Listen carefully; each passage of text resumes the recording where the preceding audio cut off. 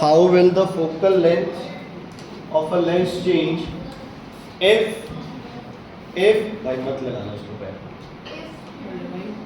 if a glass slab is inserted in between its path as shown. If a glass slab is inserted between its path, in its path as shown in the diagram. बना रहा हूं। इसमें से कोई और doubt है बच्चे question में?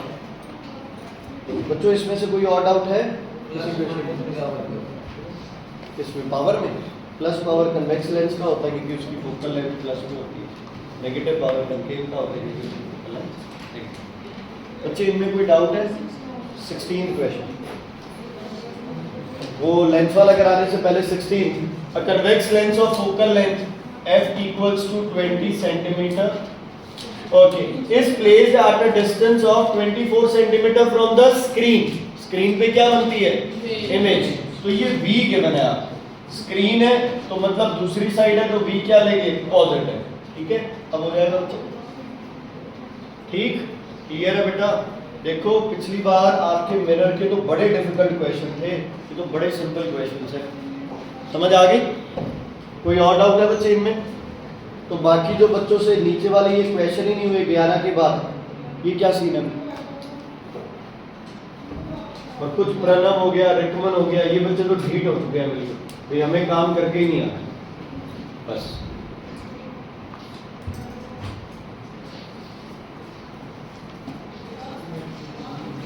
कन्वेक्स लेंस ठीक है, ध्यान से सुनिए। आपको ऐसे डायग्राम दे रखा है, ठीक? एक ग्लास स्लैब आप इसके रास्ते में इंसर्ट कर रहे हो, देखो ये डायग्राम बना लो, बनाओ भाई।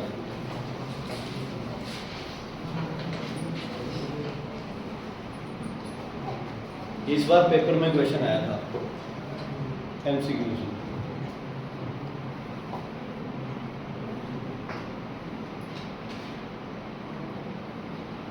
अब ग्लास स्लैब अगर इसके रास्ते में रखोगे, है ना, तो बच्चे पहली बात ये रिफ्रैक्शन होगी, रिफ्रैक्शन होगी तो लाइट अपना रास्ता क्या करेगी? चेंज करेगी। कुछ बच्चों के दिमाग में आया कि ग्लास स्लैब क्या करता है? लाइट को वापस उसी डायरेक्शन में ले आता है, पैरेलल हो जाती है इंसिडेंट और कौन सी रे? इमर्जेंट रे। किया ना अपने ये किया है कि अगर आपके पास एक ग्लास स्लैब है और इस ग्लास स्लैब पे आपके पास यहाँ से कोई रे आ रही है तो ये रे क्या करेगी? पहले बेंड टुवर्ड्स नॉर्मल, यस और नो, फिर क्या बेंड करेगी? अवे फ्रॉम नॉर्मल, और ये आपको सिस्टम मिलता है। यस और नो, यस और नो, ऐसे बनती है। ध्यान से देखना है। मान लो आपके पास ये ग्लास स्लैब है, एक बार मुझे डायग्राम थोड़ा सा बता के समझाओ। अगर एक लाइन यहाँ से ऐसे आ रही है तो किधर बेंड करेगी? इमर्जेंट रे कहाँ बनाओ? Left side right side, left side right side, left side right side. समझ आ गई इतनी बात? कोई दिक्कत कोई परेशानी इसमें है तो बताइए, नहीं है? चलो अब आप इस डायग्राम को थोड़ा सा क्या करेंगे बच्चे? मैग्नीफाई करके बनाएंगे। क्या करेंगे? मैग्नीफाई करके बनाएंगे। ठीक है जी, चलो ध्यान से देखना बेटा।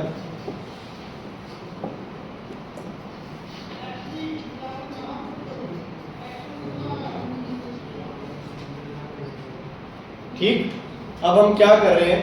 इस ग्लास स्लैब को, किसको बेटा?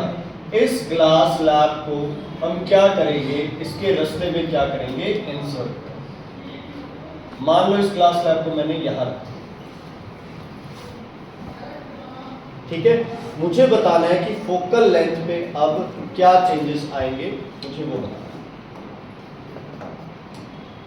ठीक है बेटा, चलो ये रे किधर बेंड करेगी बताओ? किधर बेंड करेगी? Towards normal. ये कहां चली गई? यहां चली गई। यस या नो? अब ये कहां बेंड करेगी? Away from. मतलब जो लाइन ये सीधी जा रही थी, इस ग्लास स्लैब की वजह से वो लाइन क्या चली गई? थोड़ी सी आगे चली गई। इस डिस्टेंस को क्या बोलोगे आप?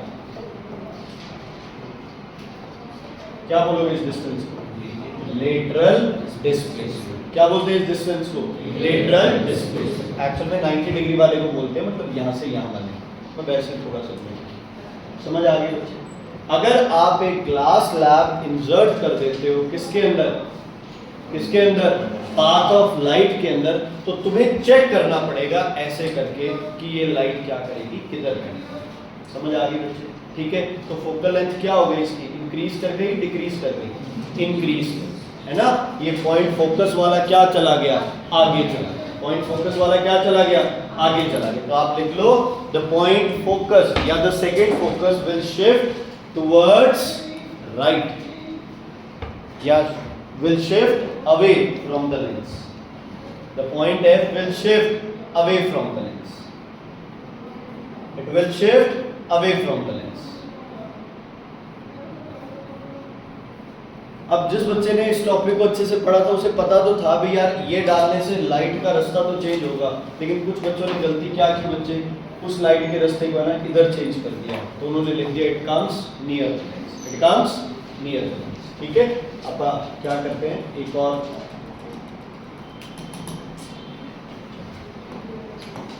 बच्चे क्लियर है ये पार्ट? कोई दिक्कत? अच्छा, अगर प्रिज्म होता तो क्या होता? प्रिज्म होता तो क्या होता? टुवर्ड्स किधर जाती है? बेस की तरफ जाती, तो ये क्या हो जाती है? Towards the lens. ठीक है बच्चे, क्लियर है? समझ आ गई? चलो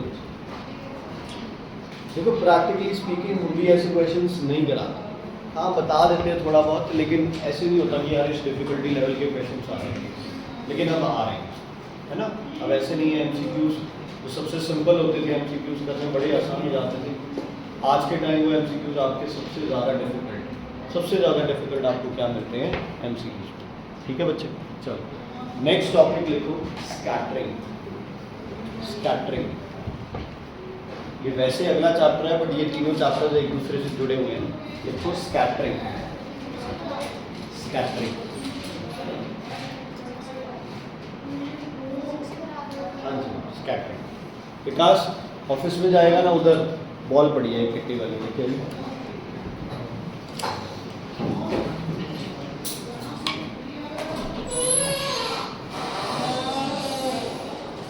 क्या है पीछे,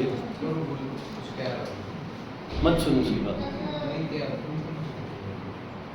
तेरा और उसका काम ही अलग है बच्चे, बिल्कुल। वो बढ़िया चीजें बेच, अच्छा हाँ अचार वाला था ना तो ठीक है, फिर तो करो बात।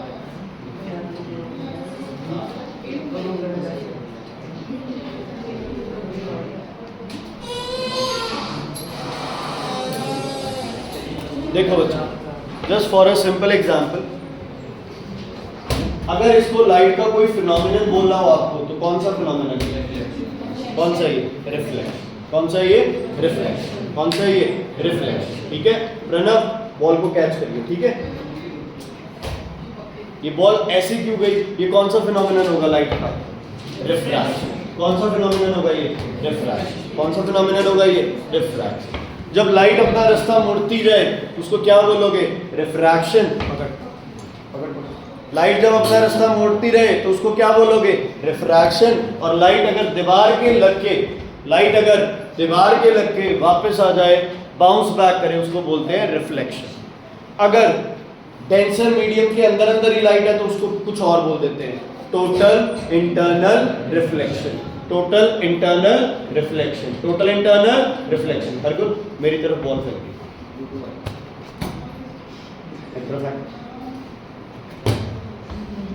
टाइम मेरी तरफ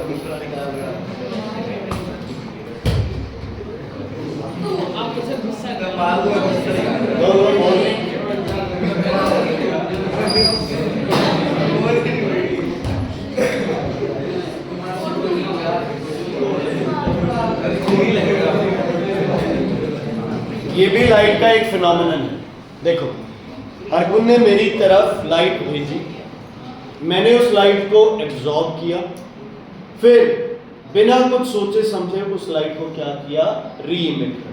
क्या कर दिया? उस लाइट को री इमिट कर। ठीक है, लाइट मेरे पास आई, मैं एक पार्टिकल हूं, मैंने एब्जॉर्ब किया, मैंने लाइट को इधर भेज दिया। ये एक पार्टिकल है, इसने एब्जॉर्ब किया, इसने इधर भेज दिया। मैं फिर एक पार्टिकल था, मैंने एब्जॉर्ब किया, इधर फेंका, इधर गई बॉल, इधर गई, एक दूसरे के लगी, ये चलता रहेगा।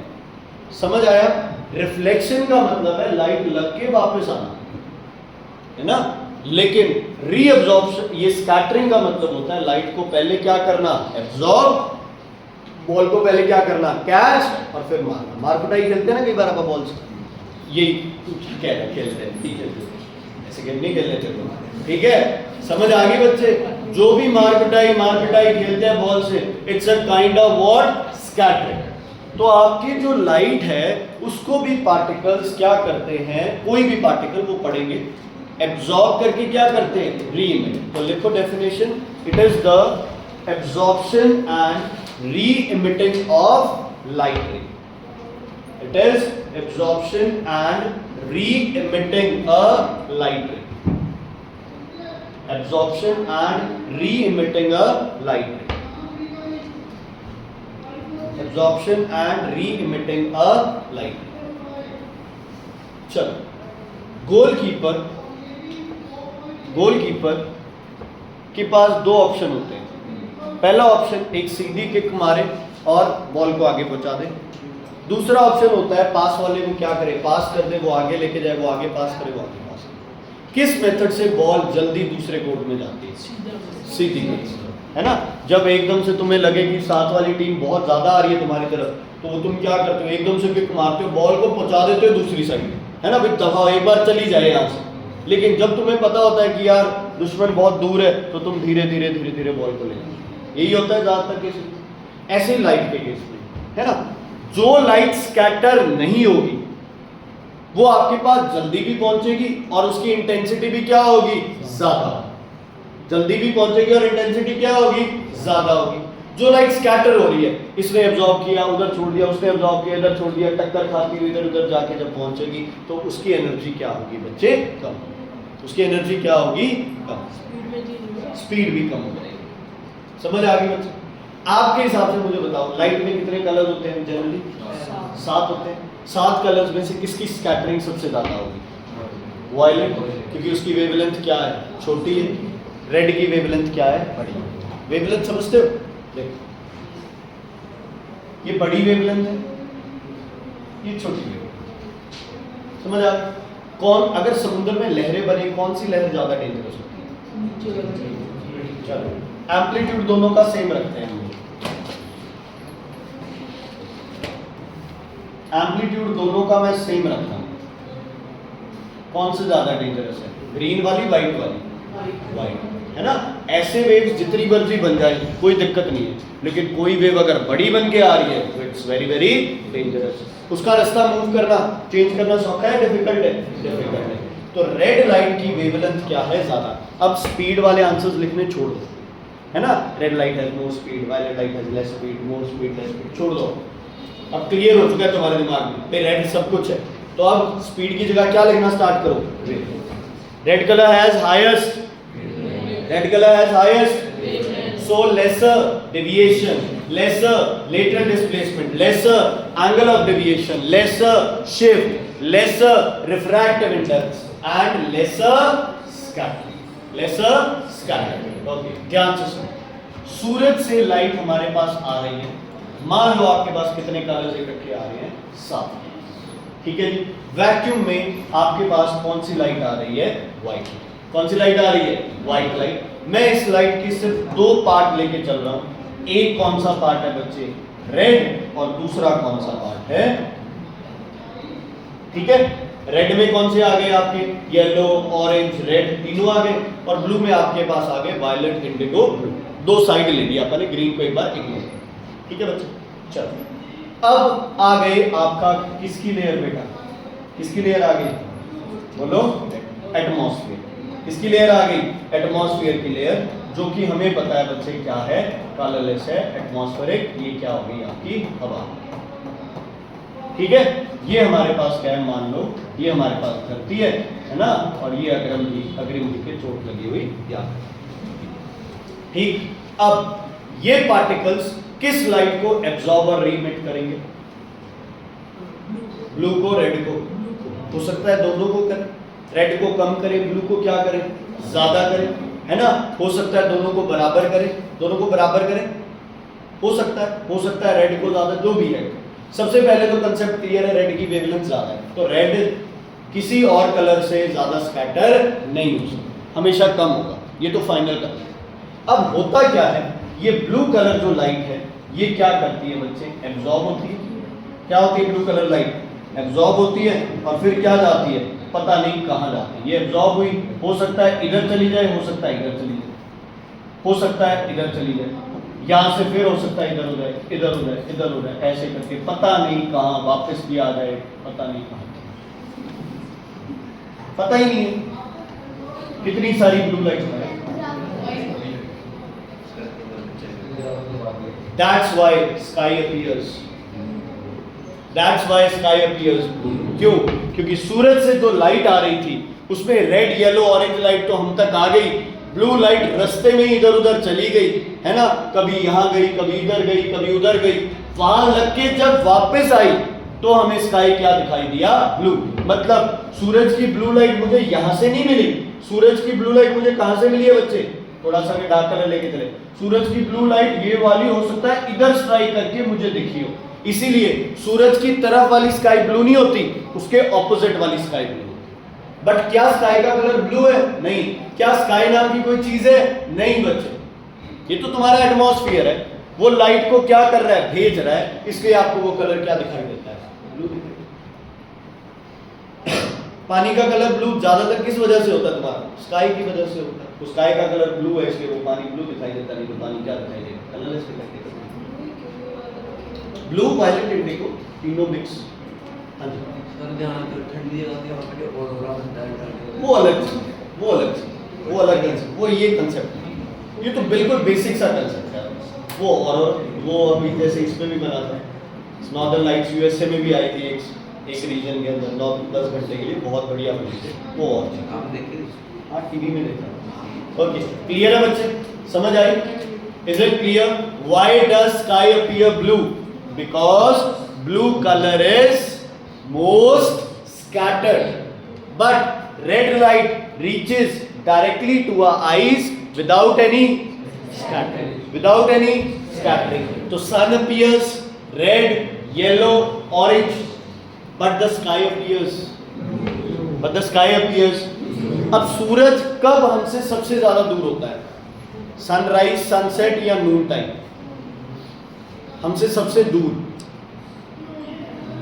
नून टाइम हमसे दूर होता है, इसलिए गर्मी ज्यादा होती है ना नून टाइम। सनराइज और सनसेट के टाइम हमसे सबसे ज्यादा दूर है। लाइट की इंटेंसिटी सुबह और शाम के टाइम सबसे क्या होती है, कम। इसलिए बच्चे जब कम इंटेंसिटी वाली लाइट आ रही है उसमें ब्लू कलर भी है, तो ब्लू कलर बेचारा क्या हो जाता है, कम एनर्जी की वजह से स्कैटर होता है। रेड कलर की एनर्जी कम है लेकिन उसकी वेवलेंथ क्या है, ज्यादा है, तो रेड कलर लाइट ज्यादा स्कैटर नहीं होती। अब देखो सूरज लाल था बिल्कुल, फिर क्या हो गया ऑरेंज, फिर क्या हो गया येलो, फिर दोपहर को सूरज वेरी वेरी लाइट येलो या फिर क्या होता है व्हाइट, यही होता है वेरी वेरी लाइट येलो या फिर क्या होता है व्हाइट। सूरज की इंटेंसिटी क्या है, बहुत ज्यादा, सूरज की इंटेंसिटी क्या है, बहुत ज्यादा। ये कुछ ऐसा है कि ये मैं बॉल मारूं नवनीत के सर में और उसके सर के अंदर से क्रॉस कर जाए, ये चांस कब बन सकता है, जब बॉल की एनर्जी क्या हो, बहुत ज्यादा। तो नून टाइम सूरज हमारे सबसे पास में है, दूर है लेकिन कंपैरेटिवली सबसे क्या है, नजदीक है। लाइट की इंटेंसिटी क्या है, बहुत ज्यादा, लाइट की इंटेंसिटी क्या है, बहुत ज्यादा। तो ये एटमॉस्फेयर के छोटे मोटे पार्टिकल्स लाइट को स्कैटर नहीं कर सकते। Why does sun appears white or sky appears white at noon? Because sun is nearest to earth, the intensity of light is very very high, intensity ज्यादा है तो there is no scattering, there is no scattering।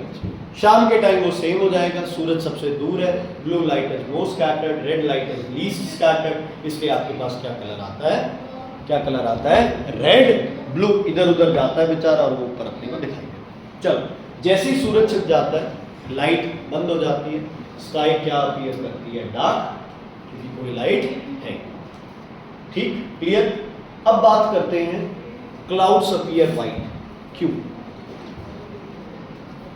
Cloud ज्यादातर white appear होते हैं, नहीं, ज्यादातर cases 90% cases में cloud white है। क्यों? क्लाउड के पार्टिकल्स क्या हैं? बड़े। हवा के पार्टिकल्स क्या हैं? हवा के पार्टिकल्स क्या हैं? छोटे। क्लाउड के पार्टिकल्स क्या हैं? बड़े। जितनी मर्जी एनर्जी की लाइट आ जाए, सबको क्या करेंगे? स्कैटर।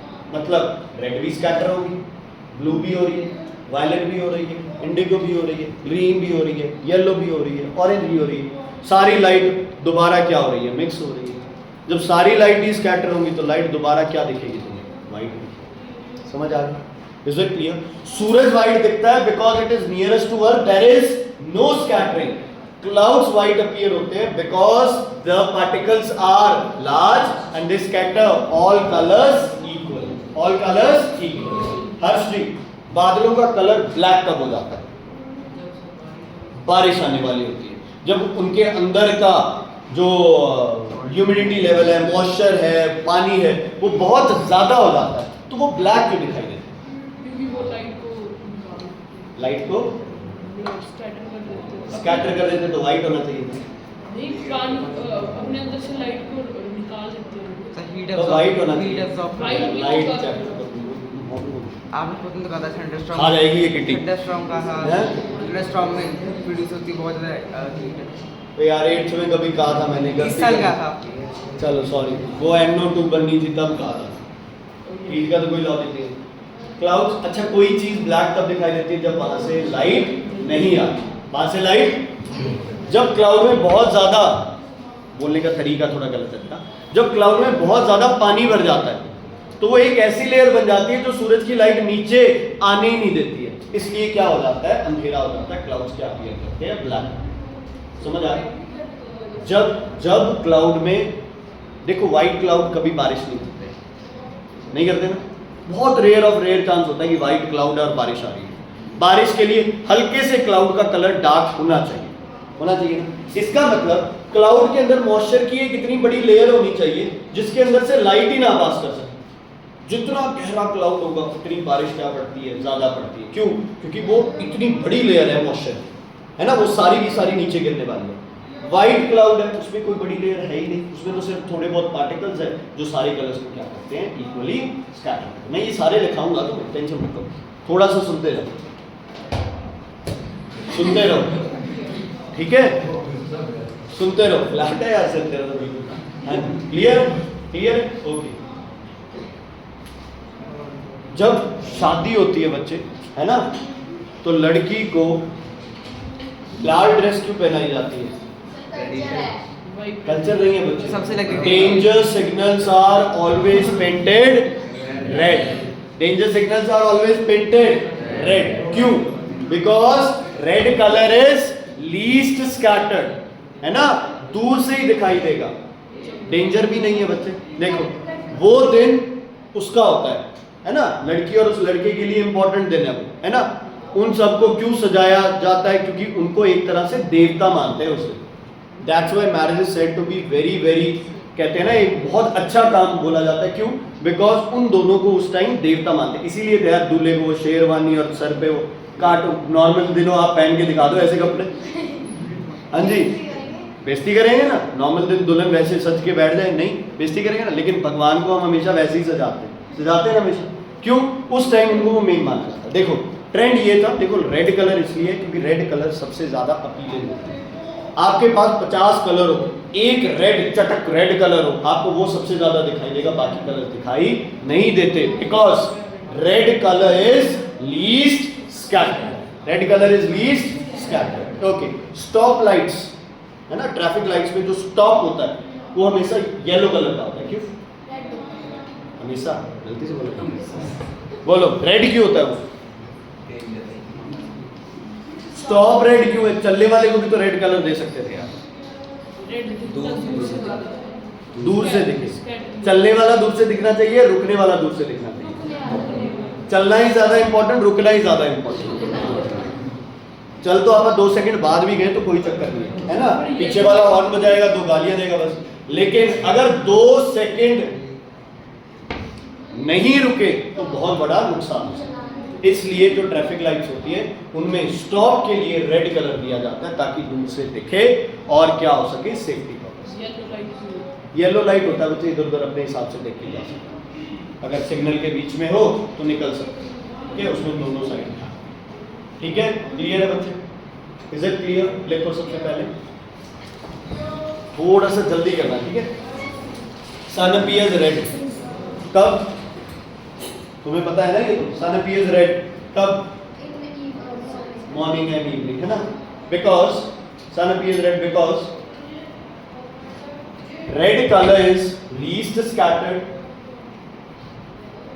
ब्रैकेट में लिख लो higher wavelength, red colour highest wavelength, red colour is least scattered, higher wavelength, highest wavelength, and blue color is most scattered, blue color is most scattered, ठीक है, hence red light reaches our eyes while blue is scattered, है ना? तो red light आपके पास पहुंच जाती है। लिख लोगे आगे लाइन, ठीक है। sky appears blue, उसका भी क्या रीजन रहेगा? सेम ही रहेगा बच्चे। स्काई अपीयर्स ब्लू का रीजन क्या रहेगा? सेम रहेगा। अब कई बच्चे पता है क्या सोचते हैं, यार ब्लू लाइट तो इधर उधर चली गई तो वो हमारे पास कैसे है? भाई हर तरफ एटमॉस्फेयर, वो यहाँ से गई है तो उधर भी लगेगी, इधर भी। अच्छा, सूरज की तरफ देखना इजी होता है या आसमान की तरफ? सूरज की इंटेंसिटी जितनी मर्जी हो, कम हो, लेकिन आसमान से हमेशा क्या होगी? ज़्यादा, कि वो बेचारी लगती आई है इधर उधर। लाइट है ना, वो पास वाली बॉल है जो जब मन करता है इधर उधर जाके तो इंटेंसिटी हमेशा क्या रहेगी? कम, ठीक है। तो स्काई अपीयर्स ब्लू का भी सेम रीजन है, उसके साथ ही लिख लो, और स्काई अपीयर्स ब्लू, सन वाले के साथ ही लिख लो ना, सन अपीयर्स रेड और स्काई अपीयर्स ब्लू, और स्काई अपीयर्स ब्लू। इसका एक और क्वेश्चन बनेगा, danger signals are painted red, वो भी सेम। इसका एक और क्वेश्चन नीचे लिखते रहो ना, क्वेश्चन आंसर लिख लिया आप। Sky appears blue, danger signals are painted red. Sky appears blue, danger signals are painted red. तो डेंजर कम हो गया ना, जान पहचान हो गई। पहले तो वो तभी दिखती थी ये डेंजर, तो पहले मिलवा देते ना, महीना 2 महीना आराम से बात कर लो, मिल लो, इतनी डेंजरस नहीं है। हाँ जी, सीरियसली बच्चे वो क्या सोच समझ के वो कपड़े पहनाते हैं बेचारे।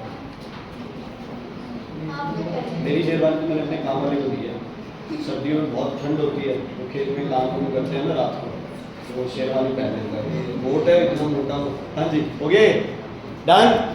आगे डेंजर सिग्नल्स हो गया, आगे लिखो clouds appear white, cloud appear white, क्योंकि स्कैटरिंग भी यार तब होगी ना जब पार्टिकल का साइज बड़ा होगा, छोटे पार्टिकल्स क्या स्कैटर करेंगे। Cloud appear white, all colors are equally scattered, all colors are equally scattered, all colors are equally scattered, all colors are equally scattered, all colors are equally scattered because of the large water particles in the cloud, because of the large water particles in the cloud, because of the large water particles in the cloud। गर्मी में ध्यान रखना बच्चे, बहुत ज़्यादा गर्मी है आज, पानी वानी पीते रहो।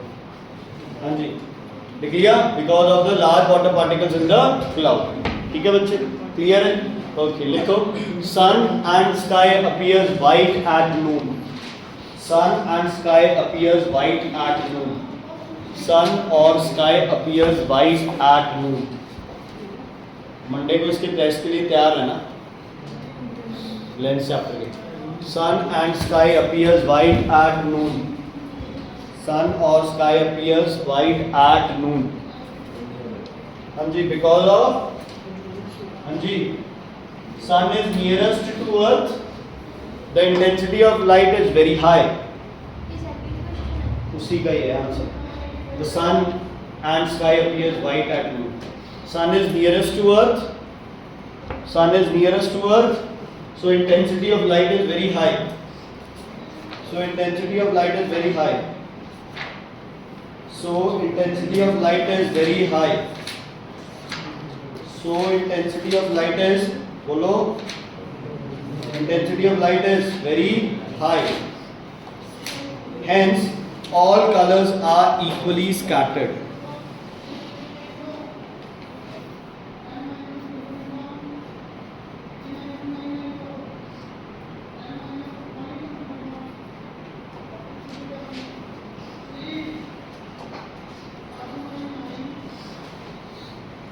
अच्छा एक बात बताओ बच्चे, अगर एटमॉस्फेयर ना होता तो स्काई का कलर क्या होता?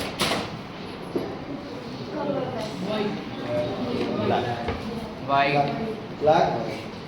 लाइट सीधी सन से हमारे पास आती, एटमॉस्फेयर आई नहीं तो क्या नहीं होता? स्कैटरिंग। अगर सूरज की लाइट आपके पास आ रही है और एटमॉस्फेयर नहीं है तो रिफ्रैक्शन भी नहीं होगा, है ना, स्कैटरिंग भी नहीं होगी। हाँ जी, क्या देखेंगे? हाँ, कोई लाइट आ रही होगी, बीच में आएगा तो दिखेगा। अगर क्लाउड ही इधर है, अगर एटमॉस्फेयर नहीं है, एटमॉस्फेयर नहीं है का मतलब यह है कुछ भी नहीं है, ये क्लाउड्स वगैरह कुछ भी नहीं है। Atmosphere is not only air, it is everything which is surrounding your earth. ठीक है, देखो, इन absence of atmosphere, in absence of atmosphere the sky appears black. कभी मौका मिले, है ना, एक्सोस्फीयर से बाहर जाके देखने का, तो देखना स्काई क्या होती है? ब्लैक होती है। मूवीज वगैरह में बहुत बार हमने देखा होगा, ग्रेविटी वगैरह मूवी है ना, इंटरस्टेलर देखी होगी, ग्रेविटी देखिए। ग्रेविटी, इंटरस्टेलर बहुत अच्छी मूवी है। In absence of atmosphere the sky appears black, sky appears black because there will be no scattering, because there will be no scattering, because there will be no scattering, because there will be no scattering.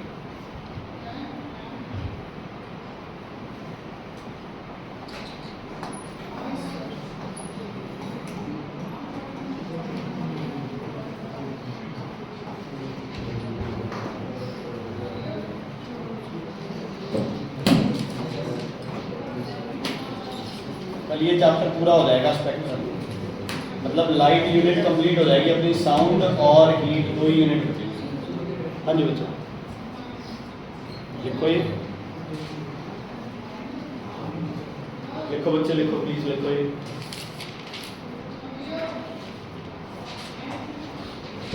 कल book जरूर लेके आना, physics की book जरूर लेके आना, chemistry के test के बाद फिजिक्स स्टार्ट करेंगे। बहुत टाइम कितने मार्क्स निकाले? बस क्या क्वेश्चन बनते हैं? 4-5 क्वेश्चन बनते हैं। 2 सॉल्ट के बीच का डिफरेंस बताना है, एक कॉपर और जिंक वाला का आएगा क्वेश्चन, और बचा क्या? कलर का। हाँ जी, कलर का ये एनालिटिकल में, और क्या है? एक वो वाली इक्वेशन ZNO, ZNOS और ZN वाली एम्फोटेरिक नेचर वाली वो आ जाएगी, MCQ में आ जाएगी, इनमें से कौन एम्फोटेरिक है? हाँ जी बच्चे, वायलेट क्या कलर, एक वेवलेंथ अप्रॉक्सीमेट बता रहा हूँ, ठीक है, 4000 होती है, 4000 से 4480 तक होती है ना। रेड की होती है बच्चे 5800 से 8000 के लगभग। हम एक एंड ले रहे हैं, 4000 एंगस्ट्रॉम किसकी है वेवलेंथ? वायलेट की, और रेड की वेवलेंथ है 8000। तो कोई बच्चा मुझे बताए रेड कलर जो है वो कितना कम स्कैटर होगा वायलेट से, या वायलेट कितना ज्यादा टाइम्स, कितने टाइम ज्यादा स्कैटर होगा रेड से? 2 टाइम्स। क्या तो सुना ही नहीं। ये पैर नहीं लगा रहा बच्चे, ये मूर्ख पैर नहीं लगा रहा तब से, मैं नहीं निकाला। बस ऐसे मैं झूठा बन जाता हूँ, देखा ना तूने खुद, ऐसे ऐसे ऐसे से ले गया, उधर ले गया इसको पूरे को। बेटा उसकी पीठ इतनी अच्छी लगती है तेरे को, एक मन उधर ही कॉन्सेंट्रेट कर रहा है। भवन कल से बैकल जिंदर सिंह। ओके, सुनो बच्चे ध्यान से।